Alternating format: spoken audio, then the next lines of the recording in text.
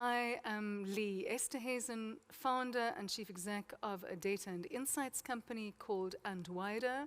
We use automated calls to workers' mobiles to gather data on living wages and, of course, other working conditions for across sectors and for essentially the same cross-section of stakeholders as represented here, and we do that across the globe. So given this interest in measuring and supporting material improvements in workers' lives, I was very privileged to be invited to moderate this event and to guide you through the program and introduce you to a fantastic lineup of speakers.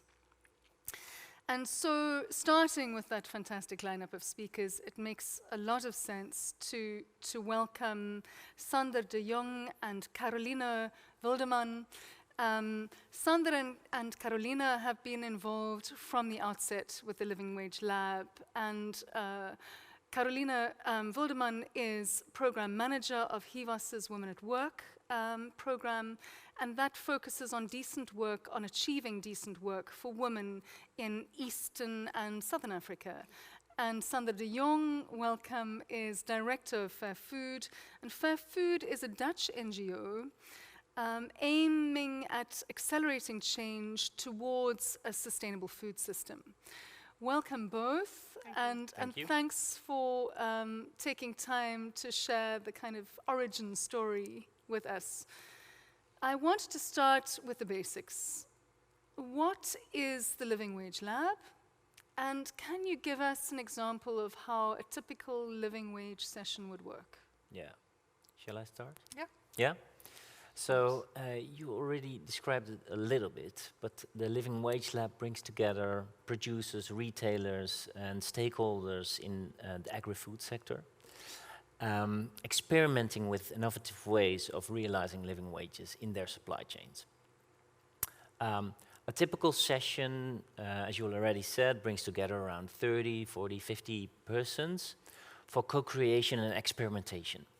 So it's really like a laboratory, a lab, where new ideas, tools, and methods are being experimented with. And also, lab members bring in their use case or tool to discuss. And obviously, there's enough space for networking and getting to know each other a little bit better. Brilliant. Yeah. Yeah, I can add a little bit to that. I think you can see it as a change method, tackling profound issues or wicked problems that are not where there is no easy answer or not one answer, like living wage. We use the theory U, which means that all the participants can start working on that problem from a different level. So some want to focus more on the research, on knowledge. Others can already experiment, like Sander is saying. That's also where the word lab comes from, the experimenting. Others can already start a pilot, to take action. And the commonality is that through the exchange, people learn from each other. So it's a very innovative way to bring about solutions for those issues that are really difficult to tackle. And some examples is exactly that you can see that this step-by-step approach, which makes the big issue a little smaller and address issues in the whole spectrum of the problem. That is why it is a very practical environment. Yeah. Brilliant, thank you. And why did you two decide to work together on a living wage when you did? I think we found each other very naturally. Yeah? In the Netherlands, Hivos and Fairfood already knew each other. But at this issue of living wage, we were in the halfway of our campaign for decent work for women in the flower industry in East and Southern Africa. And we learned from our partners that all the issues that they face in their labor conditions are very often how do you say, rooted in the low wages, the low pay. So the women in the flower industry, there are mostly women performing the unskilled and lowest paid jobs, are faced with with all kinds of challenges in the household, no possibilities for their children to send them to school or medical care or housing, all kinds of issues that bring about a lot of stress. But also it makes them very vulnerable for sexual intimidation and harassment, because if you don't know if you get your salary paid the next day, or if the extra hours that you work, you don't know if they get paid, then you are vulnerable. And so at that point in the campaign, I think 5 years ago, we said the wages is the issue to solve, because they are at the backbone of and keeping people in persistent poverty.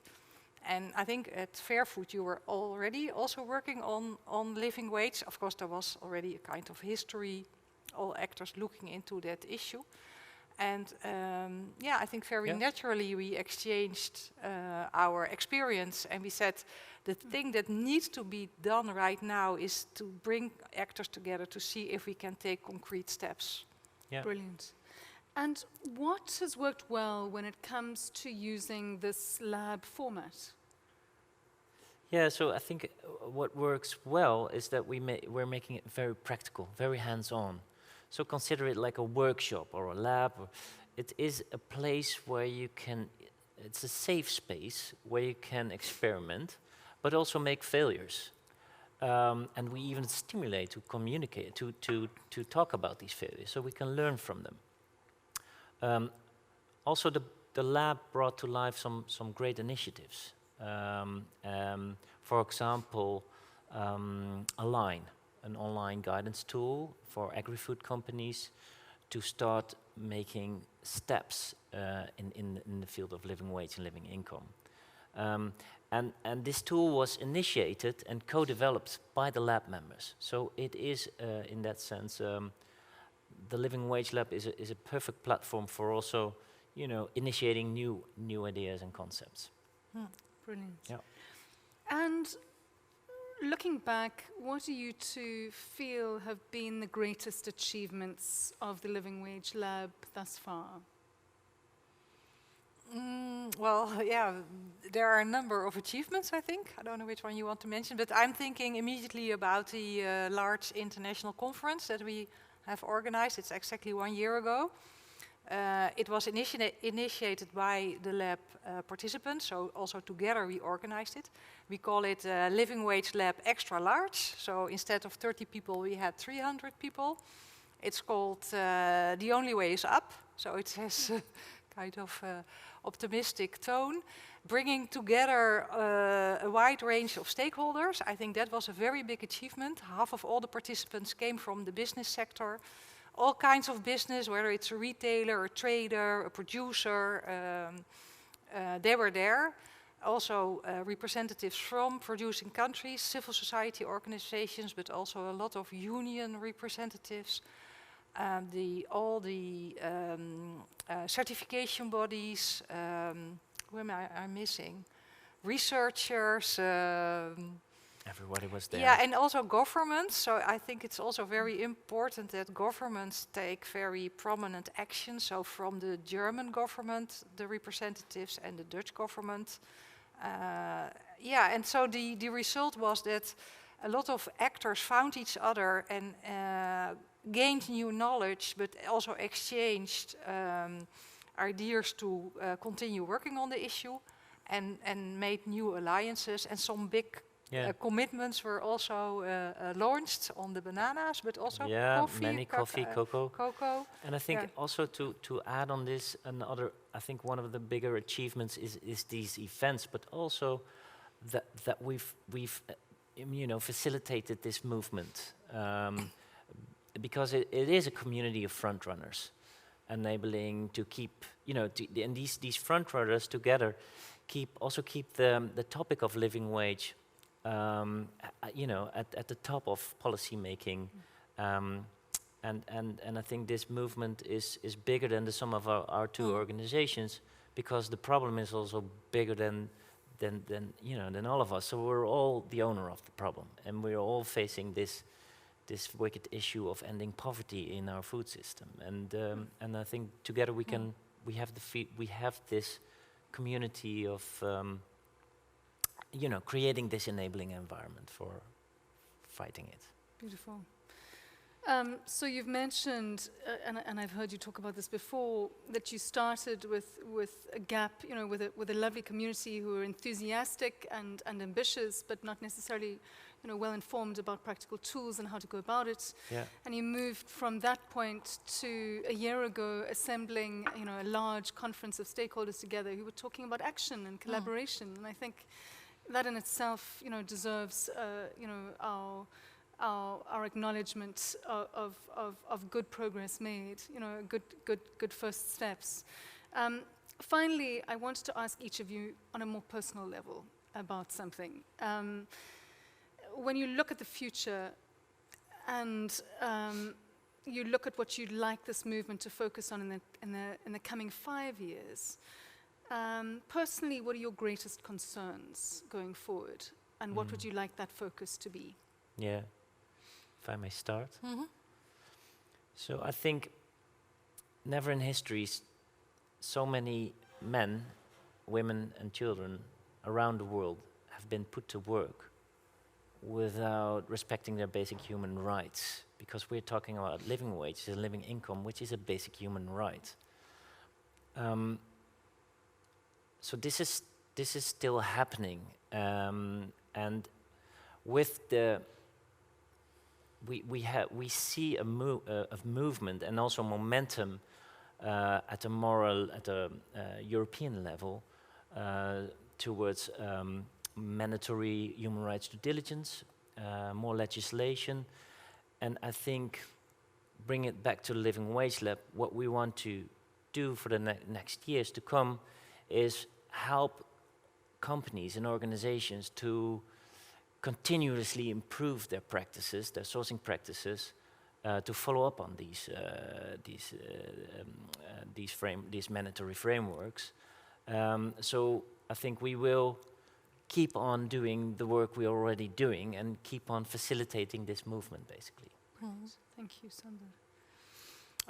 To add on that, for me, I think what I find important is that the debate on living wage and living income is held not only here or not in the consuming countries or in the Western world where we develop all this kind of knowledge, but especially in the producing countries where very often the lowest wages are paid and people often even earn $1 a day, so below the poverty line, so very far from the living wage, what we are talking about.